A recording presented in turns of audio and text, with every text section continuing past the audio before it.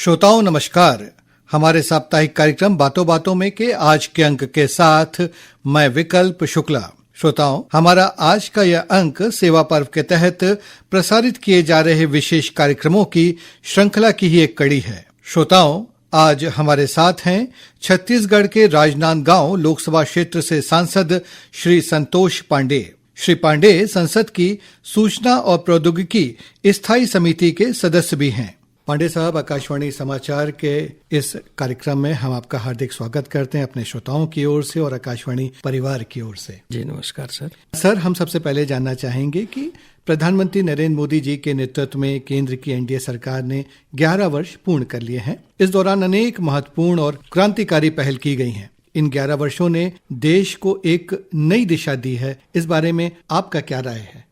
बहुत बढ़िया प्रश्न आपने किया, जो आज के समय में जानकारी होना आवश्यक है। भारतीय परंपरा में 11 की संख्या शुभ मानी जाती है। जी। माननीय मोदी जी के कार्यकाल को सगुन काल भी कह सकते हैं। जी। बीते 11 साल में माननीय मोदी सरकार का हर कदम सेवा, सुशासन और गरीब कल्याण को समर्पित रहा है। जी। इस दौरान हमारी उपलब्धियां न सिर्फ अभूतपूर्व है, बल्कि 140 करोड़ देशवासियों के जीवन को आसान बनाने वाली है। मोदी सरकार के कार्यकाल में सबसे बड़ा जो बदलाव दिखता है वो है भ्रष्टाचारियों पर शिकंजा कसना। जी। दुनिया के सबसे ऊंचे पुल के उद्घाटन समारोह को आप देख सकते हैं कि चिनाब पुल के उद्घाटन के वक्त जम्मू कश्मीर के मुख्यमंत्री उमर अब्दुल्ला ने कहा कि जब इस परियोजना की शुरुआत हुई तब वे 8वीं में पढ़ रहे थे। अब वे 55 साल के हैं, अब जाकर यह पूरी हो पाई है।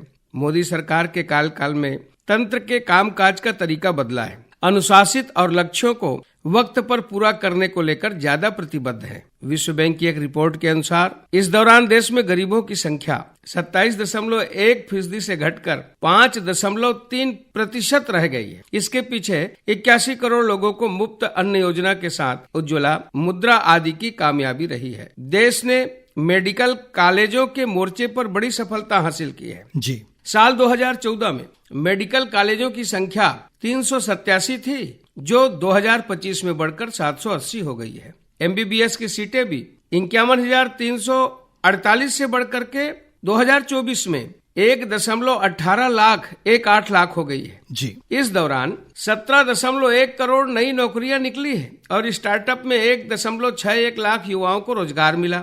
जी। सरकार के कौशल विकास मिशन के तहत अब तक 2.27 करोड़ से अधिक युवाओं को ट्रेनिंग मिल चुकी है। उज्ज्वला योजना के तहत करीब 10 करोड़ 28 लाख से ज्यादा गैस कनेक्शन दिए जा चुके हैं। मुद्रा योजना के तहत करीब 52 करोड़ ऋण खाते खोले गए हैं। प्रधानमंत्री आवास, जनधन, आयुष्मान भारत जी आदि ने बदलाव लाने में बड़ी भूमिका निभाई है। और जिसको हम कहते हैं सीधे कैश ट्रांसफर से ग्रामीण और कमजोर वर्गों तक सरकारी योजनाओं की पहुंच बढ़ी है। भारत दुनिया की चौथी बड़ी अर्थव्यवस्था बना है, इसका भी श्रेय मोदी सरकार को ही जाता है। देश सांस्कृतिक मोर्चे पर काशी विश्वनाथ कॉरिडोर, उज्जैन का महाकाल लोक, मां कामाख्या मंदिर, राम मंदिर अयोध्या, केदारनाथ धाम, सोमनाथ मंदिर का जीर्णोद्धार हुआ है। और इसी दौरान उत्तराखंड में 4 धाम राजमार्ग परियोजना, हेमकुंड साहिब रोपवे, बौद्ध सर्किट विकास जैसी योजनाएं, करतारपुर कॉरिडोर के चलते पाकिस्तान स्थित दरबार साहिब भारतीय सिखों के लिए सुलभ हुआ है। इसी दौरान राष्ट्र निर्माताओं को सम्मान देने की दिशा में माननीय प्रधानमंत्री जी ने प्रधानमंत्री संग्रहालय, राष्ट्रीय युद्ध स्मारक, राष्ट्रीय पुलिस स्मारक, जलियांवाला बाग स्मारक, 11 आदिवासी स्वतंत्रता सेनानी संग्रहालय ऐसे संस्थान बनाए गए। आयुर्वेद और योग की वैश्विक मान्यता को भी मोदी सरकार की उपलब्धि कही जाएगी। जी।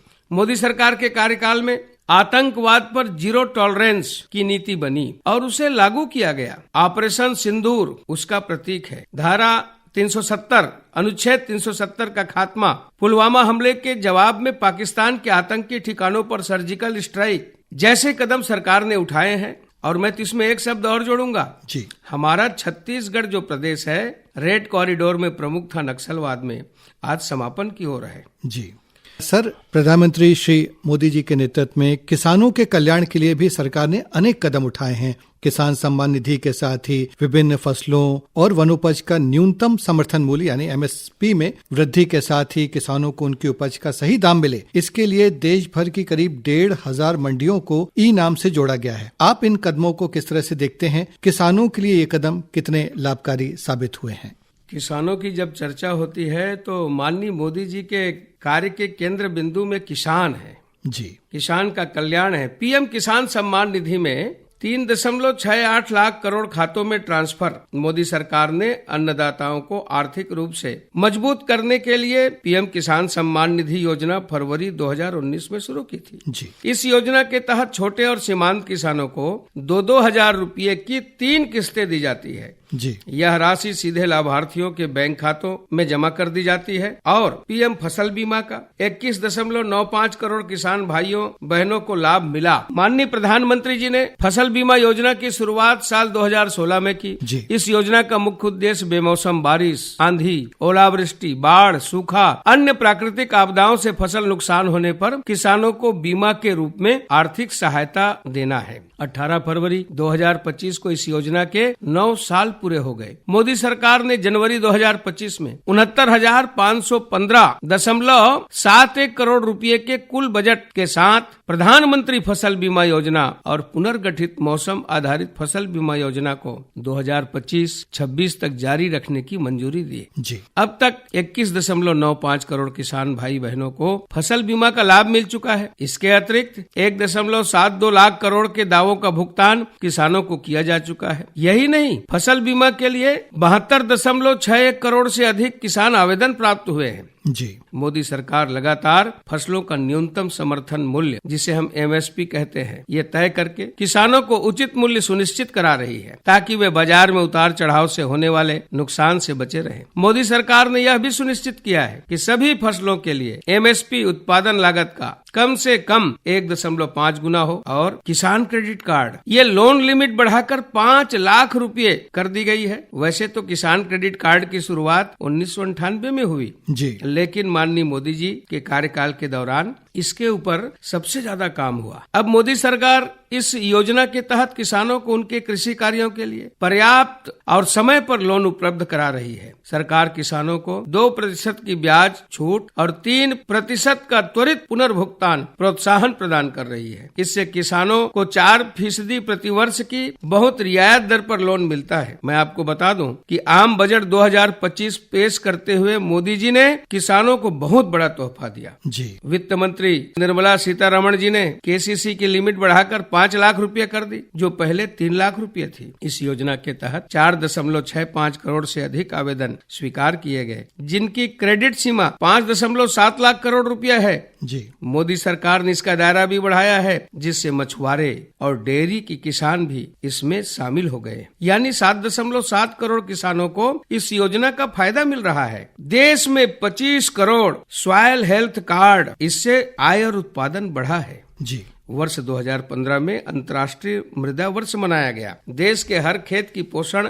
स्थिति का मूल्यांकन करने के लिए 2015 में 19 फरवरी को मृदा स्वास्थ्य कार्ड जैसा भारत का अनोखा कार्यक्रम शुरू किया गया था। इस योजना का लक्ष्य देश के किसानों को हर 2 साल में मृदा स्वास्थ्य कार्ड जारी करना। जिस प्रकार से एक व्यक्ति के शरीर का जांच होता है, वैसे ही जमीन का, भूमि का, मिट्टी का जांच, ताकि खाद इत्यादि के बारे में मिट्टी पोषण कमियों को दूर किया जा सके। खेतों की मिट्टी की गुणवत्ता समझकर किसान अब सही खाद और बीज का इस्तेमाल कर पा रहे हैं। इससे उत्पादन बढ़ा है, क्योंकि जांच के बाद सही मात्रा में उर्वरक दिए जाते हैं जी। इस तरह से उपज के बढ़ने से किसानों की आय में वृद्धि होता है। अब तक पूरे देश में करीब 25 करोड़ मृदा स्वास्थ्य कार्ड बनाए गए हैं। प्राकृतिक खेती को बढ़ावा देने के लिए राष्ट्रीय प्राकृतिक खेती मिशन योजना शुरू की गई है जी। केंद्रीय मंत्रिमंडल ने 25 नवंबर को जी 2024 को देश भर में मिशन मोड में प्राकृतिक खेती को बढ़ावा देने के उद्देश्य से कृषि और किसान कल्याण मंत्रालय के तहत एक स्वतंत्र केंद्र प्रायोजित योजना के रूप में राष्ट्रीय प्राकृतिक खेती मिशन शुरू करने को मंजूरी दी। कृषि मंत्रालय प्राकृतिक खेती को रसायन मुक्त खेती और इस प्रणाली के रूप में परिभाषित करती है, जिसमें केवल पशुधन और पौधों के संसाधनों से उत्पादित इनपुट का उपयोग किया जाता है। मंत्रालय इसे सबसे पहले उच्च उर्वरक खपत वाले जिलों में लागू करने की योजना बना रहा है। इस प्रकार से खेती और किसान माननीय मोदी जी के केंद्र बिंदु में। जी सर, इन 11 वर्षों के दौरान देश की अर्थव्यवस्था को भी एक नई गति मिली है। यदि हम सकल घरेलू उत्पाद की बात करें तो भारत विश्व की चौथी सबसे बड़ी अर्थव्यवस्था बन चुका है और तीसरी सबसे बड़ी अर्थव्यवस्था बनने की ओर अग्रसर है। आपके विचार से केंद्र सरकार की वे कौन सी पहल और कदम है जिसने देश की अर्थव्यवस्था को मजबूती प्रदान की है? माननीय प्रधानमंत्री जी ने लक्ष्य तय कर दिया है जी, भारत की अर्थव्यवस्था को दुनिया के तीसरे नंबर पर लाना है। जी, इस संबंध में वैश्विक वित्तीय संस्थान मॉर्गन स्टैनली की ताजा रिपोर्ट भी यह मान रही है कि भारत 2028 तक जापान और जर्मनी को पीछे छोड़ते हुए दुनिया की तीसरी सबसे बड़ी अर्थव्यवस्था बन जाएगा। रिपोर्ट में कहा गया है कि भारत की अर्थव्यवस्था 2035 तक दोगुनी से अधिक होकर 10.6 ट्रिलियन डॉलर तक पहुंच सकती है। मॉर्गन स्टैनली ने कहा है कि आने वाले दशक में भारत वैश्विक आर्थिक विकास में लगभग 20% का योगदान देगा और दुनिया के लिए आय का एक प्रमुख इंजन बनकर के उभरेगा। यह प्रगति माननीय नरेंद्र मोदी जी की नीतियों के तहत भारत की मजबूत उपभोक्ता मांग, तेजी से बढ़ती डिजिटल अर्थव्यवस्था, वैश्विक कंपनियों के लिए विनिर्माण हब बनने की दिशा में उठाए गए कदमों और बुनियादी ढांचे में भारी निवेश का परिणाम है। जी, विशेषज्ञों का मानना है कि यदि भारत आर्थिक सुधारों की गति को बनाए रखता है और निवेश माहौल को अनुकूल बनाए रखता है तो यह भविष्य में विश्व अर्थव्यवस्था को दिशा देने वाले शीर्ष देशों में शामिल हो सकता है। जी, मोदी राज में आर्थिक विकास का यह हाल है कि साल 2000 में जो भारतीय अर्थव्यवस्था 13वें स्थान पर था, माननीय नरेंद्र मोदी के प्रधानमंत्री बनने के बाद 2020 में 9वें और 2023 में 5वें स्थान पर आ गया। अब रिपोर्ट के अनुसार उम्मीद है कि भारत 2028 तक तीसरी सबसे बड़ी अर्थव्यवस्था बन जाएगा। अंतर्राष्ट्रीय मुद्रा कोष की ताजा रिपोर्ट के अनुसार भारत ने पिछले 10 साल में 105% की वृद्धि के साथ अपने सकल घरेलू उत्पाद जीडीपी को दोगुना कर लिया है। IMF के अनुसार देश का जीडीपी साल 2015 के 2.1 ट्रिलियन डॉलर से बढ़कर 2025 में 4.3 ट्रिलियन डॉलर हो गया है। ये हमारी उपलब्धि है। जी सर, प्रधानमंत्री श्री नरेंद्र मोदी जी का कहना है कि सरकार की जो भी नीतियां हैं, जो नीतियां सरकार बनाती है, उसके फोकस में गरीब, किसान, महिला और युवा हैं। सर, आप सरकार की नीतियों से, उसके निर्णयों से करीब से जुड़े रहते हैं, बहुत जानकारी है आपको गहरे। हमारे श्रोताओं को इस बारे में बताएं। निश्चित रूप से माननीय मोदी जी गरीब कल्याण की बात करते हैं, युवाओं और महिलाओं को और केंद्र बिंदु में रख करके लगातार काम कर रहे हैं। भारत की नारी शक्ति, युवा शक्ति, किसान और भारत के गरीब परिवार को विकसित भारत के 4 अमृत स्तंभ बताया है। जी, और वे कहते हैं कि मेरे लिए ये चारों ही बड़ी जातियां हैं, इनके उत्थान से ही भारत विकसित होगा। इन विशिष्ट समूहों को संबोधित करने के उद्देश्य से योजनाएं संचालित हैं। गरीबों से संबंधित योजनाएं, प्रधानमंत्री आवास योजना, महात्मा गांधी राष्ट्रीय ग्रामीण रोजगार गारंटी अधिनियम 2005 जिसको मनरेगा कहते हैं, दीनदयाल अंत्योदय योजना, राष्ट्रीय ग्रामीण आजीविका मिशन, प्रधानमंत्री कौशल विकास योजना, प्रधानमंत्री जन धन योजना और महिलाओं से संबंधित योजनाएं, बेटी बचाओ बेटी पढ़ाओ योजना, उज्ज्वला योजना, प्रधानमंत्री महिला शक्ति केंद्र योजना, वन स्टॉप सेंटर, कार्यस्थल पर महिलाओं का यौन उत्पीड़न यानी उसके रोकथाम, निषेध और निवारण के लिए अधिनियम 2013, यौन अपराधों से बच्चों का संरक्षण जिसको हम पास्को एक्ट कहते हैं, जी, नारी शक्ति पुरस्कार, महिला पुलिस स्वयंसेवक, महिला शक्ति केंद्र MSK और इसी प्रकार किसानों से संबंधित योजनाएं हैं। प्रधानमंत्री किसान सम्मान निधि, कृषि अवसंरचना निधि, किसान क्रेडिट कार्ड KCC, परंपरागत कृषि विकास योजना PKVY, राष्ट्रीय कृषि विकास योजना, युवाओं से भी संबंधित योजनाएं हैं। प्रधानमंत्री कौशल विकास योजना, युवा लेखकों को सलाह देने के लिए युवा ऐसे प्रधानमंत्री योजना, समेकित बाल विकास योजना, ICDS योजना, राष्ट्रीय युवा नीति 2014, राष्ट्रीय कौशल विकास निगम, राष्ट्रीय युवा सशक्तिकरण कार्यक्रम योजना, ये सब युवाओं के लिए है।